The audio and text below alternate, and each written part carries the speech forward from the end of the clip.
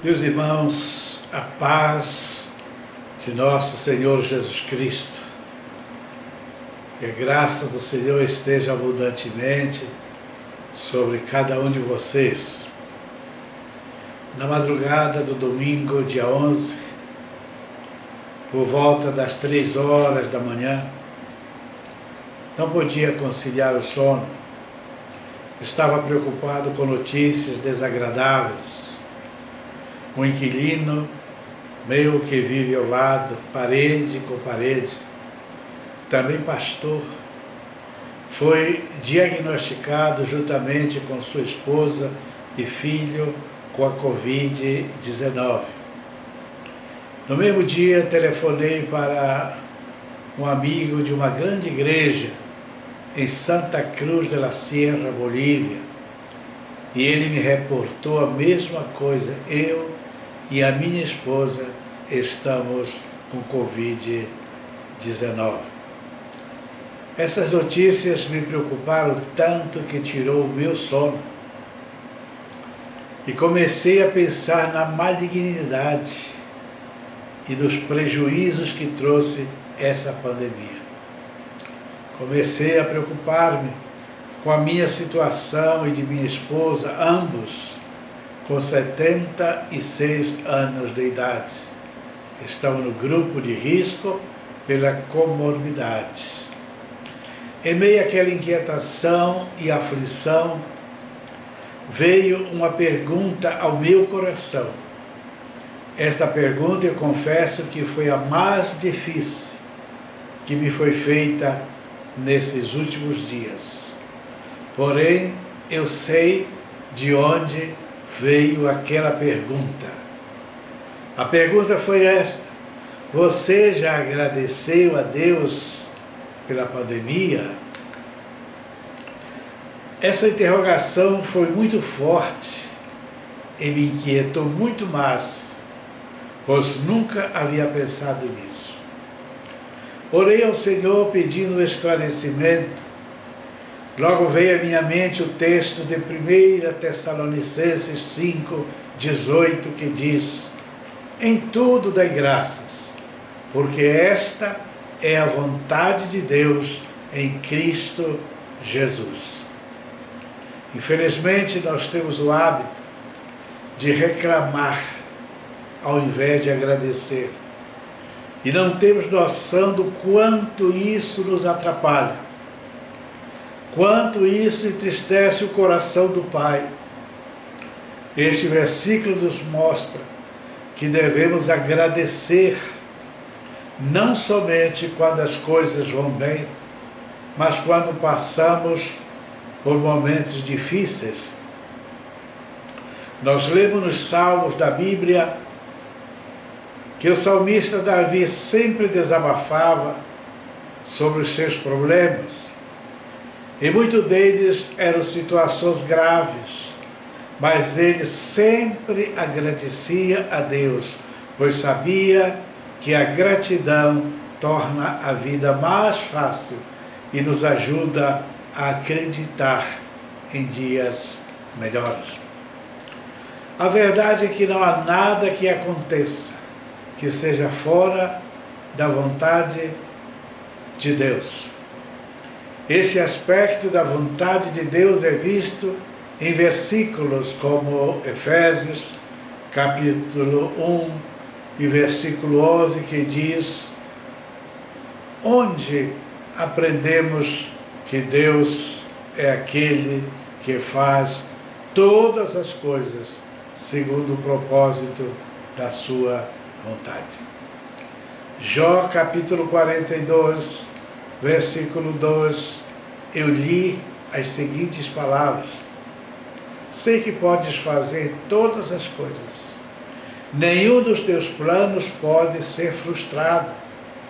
Esse ponto de vista da vontade de Deus é baseado no fato de que, porque Deus é soberano, sua vontade nunca pode ser frustrada. Nada acontece que esteja além do seu controle.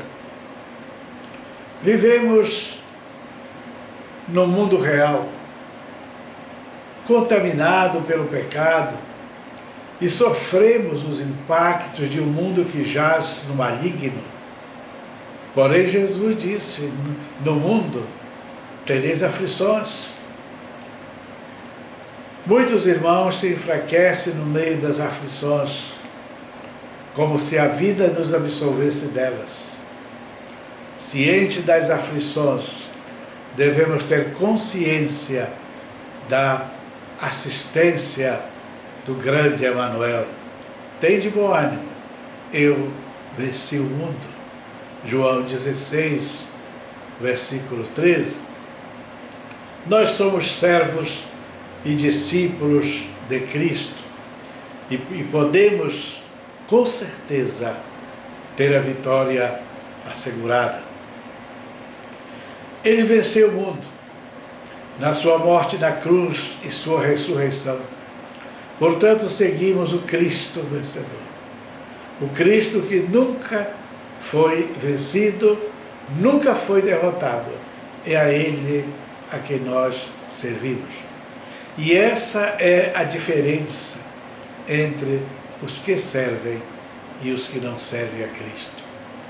Não podemos nem devemos enfrentar as aflições com os mesmos pensamentos e as mesmas reações e atitudes de um incrédulo. Temos que admitir e aceitar a soberana vontade de Deus. O Senhor Jesus mesmo prometeu perseguições e aflições nesta vida. Se não estamos passando ou sendo atribulados por algum teste ou prova de nossa fé, devemos parar e questionar a nós mesmos sobre a realidade de nossa experiência cristã. As Escrituras afirmam claramente que o Senhor disciplina a todos aqueles que são seus filhos. E se não estamos sendo disciplinados, o autor aos Hebreus, capítulo 12, versículo 8, diz: mas se estás sem correção, de que todos se têm tornado participantes, logo, sois bastardos e não filhos. Comecei a pensar diferente, não somente nos malefícios da pandemia da Covid-19, mas e muito mais nos benefícios que ela nos trouxe. E a pergunta que não quer calar: por acaso, quais foram os benefícios que nos trouxe a pandemia? Eu quero compartilhar com vocês, meus irmãos, o que Deus, naquela madrugada, me fez entender. Primeiro, a Covid-19 teve a vontade permissiva de Deus para sacudir o mundo inteiro. Veja o que está escrito em Romanos capítulo 8, e versículos 28. Sabemos que todas as coisas cooperam para o bem daqueles que amam a Deus, daqueles que são chamados segundo o seu propósito. E em 1 Tessalonicenses 5,18, esta é a vontade de Deus em Cristo para convosco. Logo, se Deus permitiu, se é a vontade, se foi a vontade de Deus que viera esta pandemia sobre o mundo em que vivemos, certamente há um propósito específico. Segundo, a pandemia veio confirmar que a Bíblia é a inerrante palavra de Deus.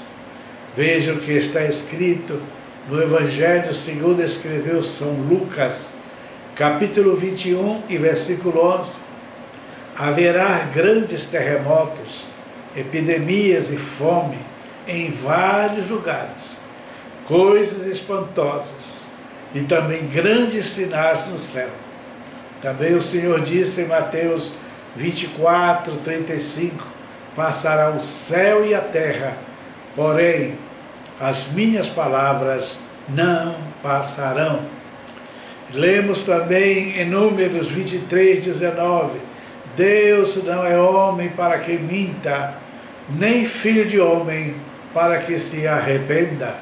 Porventura, tendo ele prometido, não o fará? Ou tendo falado, não o cumprirá? É certo que muitas pandemias já aconteceram no nosso universo em tempos remotos, com resultado devastador. Porém, nos nossos dias, apenas tínhamos visto pequenas epidemias, bem menores, que não causaram o pânico que tem causado a Covid-19. Sem dúvidas, Deus permitiu, segundo os seus propósitos, para que essa nova geração também pudesse ser chacoalhada. Isso também significa que, ao mesmo tempo em que as pestes e pandemias servem como instrumento do juízo de Deus sobre o mundo iníquo, elas também trazem grandes aprendizados e proclamam a necessidade do arrependimento. Essas pandemias são juízos misturados com misericórdia, ira misturada com a graça. A humanidade sofre com as calamidades, mas não é exterminada por elas. Deus dá ao homem a oportunidade de reconhecer a sua miséria e se arrepender dos seus maus caminhos. Terceiro, ela veio nos mostrar que todos somos iguais, brancos, pardos, negros, sábios, ignorantes, ricos, pobres, médico, enfermeira, presidente, ministro da saúde, enfim, todos somos iguais e passíveis de contrair a peste e morrer ou não, segundo a soberana vontade de Deus. Todos somos iguais diante de Deus. A maior e mais absoluta verdade que ninguém nunca vai poder negar é que, como seres humanos, somos todos iguais. Número 4. A pandemia veio para mostrar-nos a nossa pequenez. Diante de um minúsculo vírus que conseguiu paralisar o mundo inteiro, mesmo em meio ao alto avanço da ciência e da tecnologia que vivemos, ela veio dizer-nos que precisamos nos humilhar e reconhecer a excelsa soberania de Deus sobre a vida humana. Número 5. Ela veio nos ensinar a lição da humildade e obediência. Durante todo o ano de 2020, tivemos que humildemente ou forçadamente obedecer ordens que jamais passaria em nossa cabeça. Querendo ou não, tivemos que fazer, e ao entrarmos neste novo ano, continuamos neste teste de humildade e obediência. Que lição! Muitas vezes achamos difícil cumprir a vontade de Deus, obedecer seus mandamentos. Todavia, em 1 João capítulo 5, versículo 3, está escrito: porque este é o amor de Deus, que guardemos os seus mandamentos. Ora, os seus mandamentos não são pesados. A Bíblia nos mostra que a obediência é a marca registrada dos profetas, provendo-lhes força e conhecimento ao longo da época em que eles viveram. É essencial que nós também estejamos cientes de que temos direito a essa fonte de força e conhecimento. Ela está prontamente acessível a cada um de nós hoje em dia. A condição é se obedecermos aos mandamentos de Deus. O conhecimento que buscamos, as respostas pelas quais ansiamos e a força que desejamos hoje para enfrentar os desafios de um mundo complexo e inconstante podem ser nossos, se de boa vontade obedecermos os mandamentos do Senhor. Número 6. A pandemia veio revelar o nosso grau de espiritualidade. Alguns líderes estão dizendo que a pandemia trouxe sérios problemas para a sua igreja, diminuição nas finanças e, sobretudo, a ausência de um grande número de pessoas. Com todo respeito a essa interpretação, porém, meus irmãos e meus amigos, a pandemia não veio afastar ninguém da igreja. Ela veio simplesmente revelar os que são e os que não são, os que estão firmados e edificados na rocha e aqueles que estavam apenas fazendo números na igreja. A Bíblia diz em Romanos 8, 37 ao 39, em todas estas coisas, porém, somos mais que vencedores, por meio daquele que nos amou, porque eu estou bem certo que nem a morte, nem a vida, nem os anjos, nem os principados, nem as coisas do presente, nem do porvir, nem os poderes, nem a altura, nem a profundidade, nem outra criatura poderá separar-nos do amor de Deus que está em Cristo Jesus, nosso Senhor. Número 7. A Covid-19 veio confirmar que Jesus está voltando para o arrebatamento. Lucas, capítulo 21, versos 28 em diante diz: ora, ao começar estas coisas a suceder, exultai e erguei a vossa cabeça, porque a vossa redenção se aproxima. Ainda lhes propôs uma parábola, dizendo: vede, a figueira e todas as árvores, quando começa a brotar, vendo-o, sabeis, por vós mesmos, que o verão está próximo. Assim também, quando virdes acontecer estas coisas, sabeis que está próximo o reino de Deus. Em verdade vos digo, que não passará esta geração sem que tudo isso aconteça. Passará o céu e a terra, porém as minhas palavras não passarão. Acautelai-vos por vós mesmos, para que nunca vos suceda que o vosso coração fique sobrecarregado com as consequências da orgia, da embriaguez e das preocupações deste mundo. E para que aquele dia não venha sobre vós repentinamente como laço, pois há de sobrevir a todos os que vivem sobre a face de toda a terra. Vigiai, pois, a todo tempo, orando, para que possais escapar de todas essas coisas que têm de suceder e estar em pé na presença do Filho do Homem. Palavra de Deus. Terminando, vos digo, prepara-te, meu querido irmão, para esse glorioso encontro com o Senhor nos ares. E este evento pode acontecer a qualquer momento. O palco está montado, tudo está preparado, só falta o aparecimento do Filho do Homem nos ares.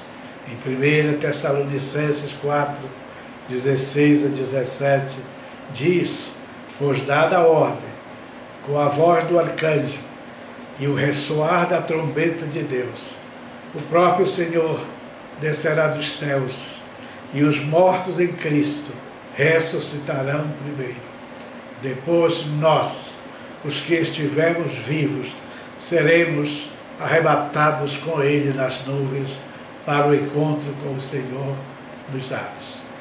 E assim estaremos com o Senhor para sempre. Deus nos abençoe. Em Cristo Jesus, nosso Senhor.